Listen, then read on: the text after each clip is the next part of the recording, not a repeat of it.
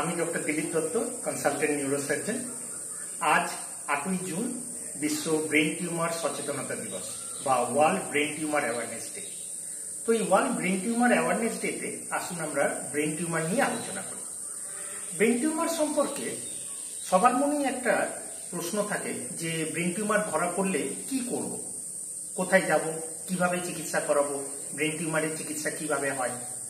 এটুকু বলে রাখি, ব্রেন টিউমার চিকিৎসার প্রথম এবং প্রধান পদক্ষেপ হলো নিউরোসার্জারি, মানে ব্রেনের অপারেশন। ব্রেনের অপারেশনের মাধ্যমে কিন্তু ব্রেন টিউমার বেশিরভাগ ক্ষেত্রেই সম্পূর্ণরূপে অপারেশন করে কেটে বার করা সম্ভব।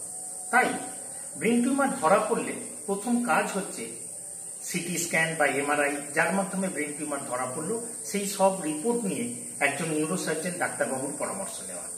তবেই আপনি তাড়াতাড়ি সুস্থ হয়ে উঠতে পারবেন। নমস্কার।